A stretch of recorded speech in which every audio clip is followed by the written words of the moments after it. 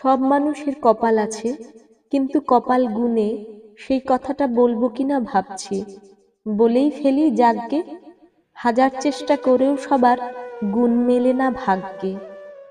যেমন আমরা বেজায় দড় এবং খুবই সদ্গর, যোগ বিয়োগ আর ভাগে, কিন্তু দেখো গুণের বেলা, কষতে গেলেই ঝুট ঝামেলা, ইচ্ছে করে চুল ছিঁড়ি সব রাগে। আরে ভায়া, পোড়া কপাল সাধে কি আর বলে, সেই কপালে গুণ মেলে না শূন্য ফলাফলে।